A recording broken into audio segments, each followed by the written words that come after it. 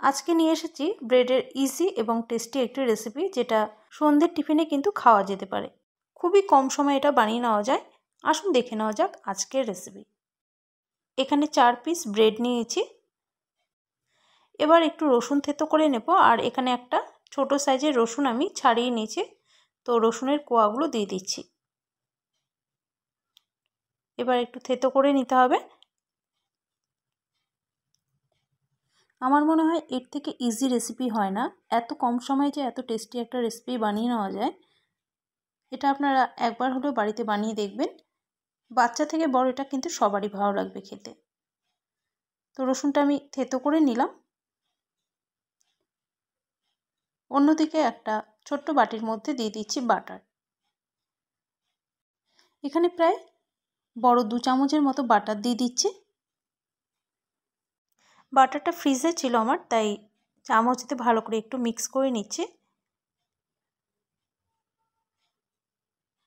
এইভাবে চামচতে একটু মিক্স করে নিয়ে এবার এর মধ্যে যে রসুন আমি থেতো করে নিয়েছিলাম সেই রসুনটা দিয়ে দেব।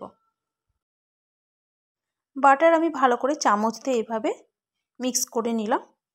বাটারে একটু লবণ ভাব থাকে, তাই আলাদা করে এর মধ্যে আমি লবণ দিলাম না। চাইলে আপনারা এর মধ্যে সামান্য লবণ অ্যাড করতে পারেন, তবে আমি সবার লাস্টে লবণটা অ্যাড করব।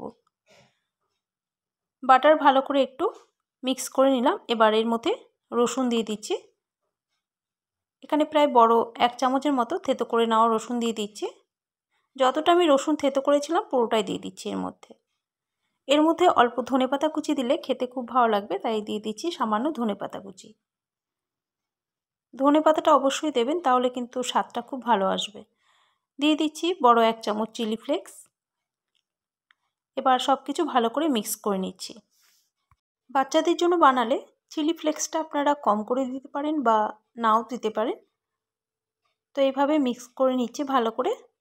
বাটারের সাথে সব কিছু ভালো করে মিক্স করে নিয়ে এবার ব্রেডের মধ্যে লাগিয়ে নেব। তো প্রত্যেকটা ব্রেডের উপরে এই বাটারটা লাগিয়ে দেব।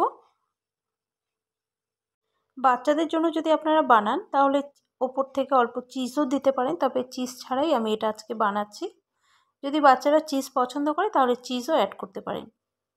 তো আমি বাটার ভালো করে প্রত্যেকটা ব্রেডের মধ্যে লাগিয়ে দিচ্ছি। তো সবগুলো ব্রেডের মধ্যে লাগানো হয়ে গেছে। এবার এগুলো আমি হালকা একটু তাওয়াতে সেঁকে নেব।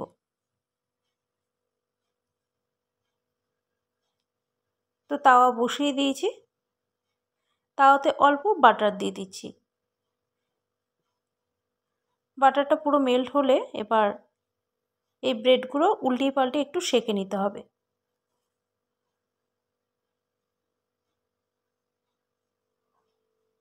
তো যেহেতু তাওয়াটা আমার বড় আছে, তাই আমি একবারেই 4টে দিয়ে দিলাম। এখন আমি ওপর থেকে অল্প বিট লবণ ছড়িয়ে দিচ্ছি। চাইলে আপনারা বাটারের মধ্যেও লবণটা মিক্স করে নিতে পারেন, সেটা প্লেন লবণই হোক বা বিট লবণ। এগুলো সেঁকে নিতে খুব একটা বেশি সময় লাগবে না। হালকা একটু কালারটা চেঞ্জ হলে উল্টিয়ে দেব। খুব বেশি আমি এগুলো ক্রিস্পি করছি না। তো আপনারা যদি এর থেকেও বেশি একটু ক্রিস্পি ভাব চান তাহলে আরও একটু সময় এগুলোকে উল্টিয়ে পাল্টিয়ে সেঁকে নেবেন। তো এইভাবে উল্টিয়ে পাল্টিয়ে নিচ্ছি। তো আমাদের কিন্তু গার্লিক ব্রেড একদম রেডি।